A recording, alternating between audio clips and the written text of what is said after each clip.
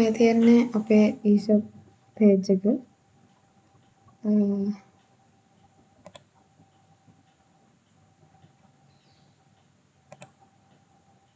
මේ තියෙන්නේ අපේ page එකට අදාළ programs කරලා තියෙන තැන. මෙතන ඉස්සෙල්ලාම අපි form එකක් හදාගෙන තියෙනවා.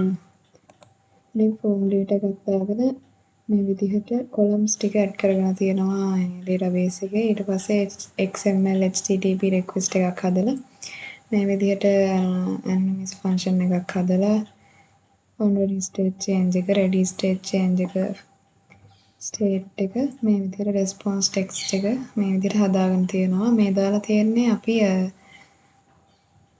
successfully දැන් මේ account එක create කරගත්තට පස්සේ successful කියලා මෙතන box එකක මේ account එක create වුණාද නැද්ද කියලා දැනගන්න ලැබෙන message එකක්. ඊළඟට මෙතනින් post method එකකින් තමයි අපි data ටික අරගෙන යන්නේ. පැත්තට මෙතන single process එක මේ විදිහට PHP එක අපේ වෙනම PHP process එක ඒ ෆයිල් එක මෙතනට add කරලා තියෙනවා. ඊළඟට connection.php කියලා මෙතන අපි හදාගෙන තියෙන්නේ database එකත් එක්ක connection එකක්. මේ connection එක තමයි මේ හදාගෙන තියෙන්නේ අපේ මේ localhost root password ඒවා ටික දාලා මේ විදිහට connection එක හදාගෙන තියෙනවා. ඊට පස්සේ single process.php කියන තැනදී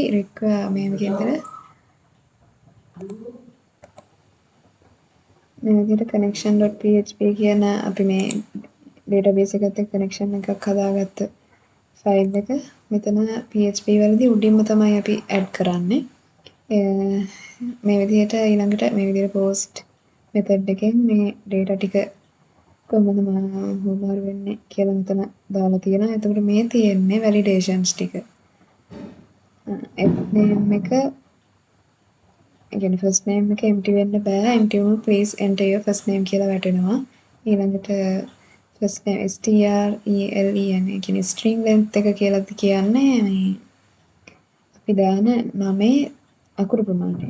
දීර්ඝ අපි දාන නමේ අකුරු ප්‍රමාණය characters 45කට වඩා වැඩි වෙන්න බෑ කියලා තමයි මෙතන තියලා තියෙන්නේ. එහෙම වැඩි වුණොත් first name must have less than 45 characters කියලා වැටෙනවා. message එකක් එනවා. එතකොට අපිට account එක හරියට create කරගන්න වෙන්නේ නැහැ. last name එකටත් ඒ විදිහටමයි last name එකත් empty වෙන්න බෑ. characters 45කට වඩා වැඩි වෙන්න බෑ. ඊළඟට email address එක ගත්තාම email address column එකත් empty වෙන්න බෑ. එහෙම empty වුණොත් please enter your email address කියලා වැටෙනවා. string length එක email එකේ string length එක 100කට වඩා අකුරු ප්‍රමාණය 100කට වැඩි වෙන්න බෑ. එහෙම අකුරු ප්‍රමාණය 100ට වැඩි වුණොත් email must have less than 100 characters කියලා message එකක් එනවා. ඊළඟට මෙතන filter එකක් දාලා තියෙනවා. ඒ කියන්නේ email එකක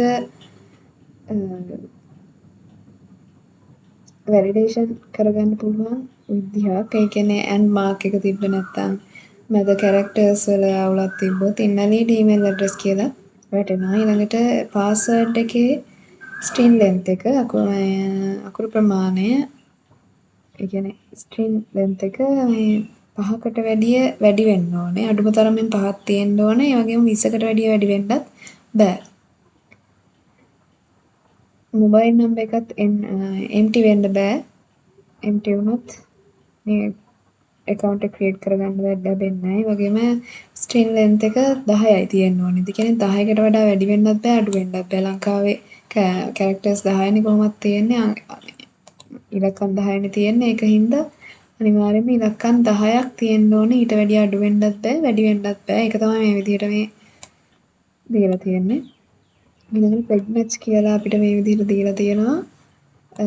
mobile number එකක් හරියට තියෙන්න ඕනේ විදිය. මුලින් 0.7යි තියෙන්න ඕනේ. ඊට පස්සේ 0.1 2 තුන්වෙනි ඉලක්කම නැතුව, ඒ කියන්නේ 0.73 කියලා එකක් නැහැනේ. ඒකින්ද තුන්වෙනි ඉලක්කම නැතුව 0.1 2 4 5 6 7 8 කියන අංක වලින් එකක් එන්න ඕනේ. ඊළඟට 0 ඉඳන් 9 දක්වා ඉලක්කම් ඕන එකක් එන්න පුළුවන් කියලා මේ විදිහට දාලා තියෙනවා. මේක හරියට තිබ්බේ නැත්නම් invalid mobile number කියලා වැටෙනවා. මේ විදිහට වැලිඩේෂන්ස් ටික ඔක්කොම ඉවර කරගෙන ඊට පස්සේ මෙතනදී මේ account එක create කරන කෙනාට මීට කලින් මේ email address එකෙන් හරි mobile number එකෙන් හරි account එකක් තිබ්බනම් කලින් account එකක් create කරලා තිබ්බනම් එයාට ඊළඟට තව account එකක් email එකෙන් හරි mobile එකෙන් හරි create කරන්න බෑ කියලා user with the same mobile number or email already exist කියලා message එකක් වැටෙනවා. දෙපාරක් එකම email එකෙන් එකම mobile එකෙන් account create කරන්න බෑ. ඊට පස්සේ මෙතන date time එකක් දීලා තියෙනවා. date time එකේදී time zone එකක් දීලා තියෙනවා. ඒෂියා කොලම්බෝ කියලා. time zone එකක් set කරලා මේ විදිහට year month date කියලා තියෙනවා. ඊළඟට hours මිනිත්තු තප්පර මේ විදිහට තමයි date time එක වැටෙන්නේ. ඊළඟට මේ දාන ටික data ටික මේ විදිහට insert query එකකින් අපි database එකට අරගෙන යනවා. ඒක තමයි මේ ලියලා තියෙන්නේ insert into users කියන يعني table එකේ නම users කියන table එකට මේ columns වලට අදාළ values ටික database එකට අරන් යනවා කියලා තමයි වැටෙන්නේ. එතකොට sync up වුණාම එකක් වැටෙන්න ඕනේ success කියලා. බලමු මේ විදිහට first name එක empty තියන්න බෑ. last name එකත් empty තියන්න බෑ. characters 40කට වැඩි වෙන්න බෑ.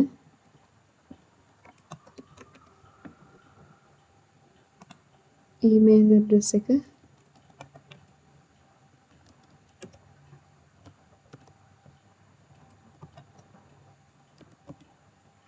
මේ විදිහට දාන්න ඕනේ. හරියට හරි විදිහට දාන්න ඕනේ. password එක characters 5කට වැඩි වෙන්න ඕනේ. 20කට වැඩි වෙන්නත් බෑ. අඩුතරමින් characters 5ක් තියෙන්න ඕනේ password එකට. ඊට පස්සේ mobile number එක දාන්න තියෙනවා. මේ විදිහට හරියට mobile number එක දාන්න ඕනේ. ඊළඟ send එක දාලා අපි sync up වුණාම success කියලා මෙතන මේ box එකේ වැටෙනවා. මේ box එක හදන්නේ අපි ඉස්සෙල්ලාම index එකට ගිහිල්ලා අලුතෙන් මේ කියන්නේ create new account කියලා තියෙන තැනට පහලින් තමයි මේ box එක එන විදිහට හදලා තියෙන්නේ. එතකොට index.php file එකට ගිහිල්ලා මෙතන මේ create new account කියලා තියෙන තැනට යටින් අපි අලුත් div එකක් හදාගෙන ඒකට id එකක් දීලා මේ විදිහට අලුත් div එකක් හදාගන්න. කියන්නේ අලුත් box එකක් හදාගන්නවා. ඊට පස්සේ අපි මෙතනින් success කියලා මේ විදිහට මේ වැටෙන box එක ඒකේ color එක ඒක කොහොමද එන්න ඕනේ කියලා මේ විදිහට මෙතනින් හදාගන්න. ඊට මේ id එහෙම දීලා තියෙන්නේ මේවා. ඒකට success කියලා මෙතනදී වැටෙනවා. ඊළඟට අපි බලන්න ඕනේ database එකට මේ තොරතුරු ටික ගිහිල්ලාද කියලා database එක refresh කරලා බලපුවම මේ විදිහට first name එක last name එක අපි දැන් දුන්න first name එක last name එක email එක password එක mobile number එක join date එක මේ විදිහට date එකයි time එකයි දෙකම වැටලා තියෙනවා. send id එක මේ විදිහට status එක වැටිලා තියෙනවා. එතකොට දැන් අපි මෙතන ආයෙත් sync up වෙන්න ගියොත් user with the same mobile number or email already exist කියලා වැඩනවා. කියන්නේ එකපාර මේ mobile number එකනොයි මේ email address එකනොයි දැන් මම register වෙලා ඉන්න හින්දා මට ආයෙත් මේකට register වෙන්න බෑ කියලා තමයි දෙන්නේ.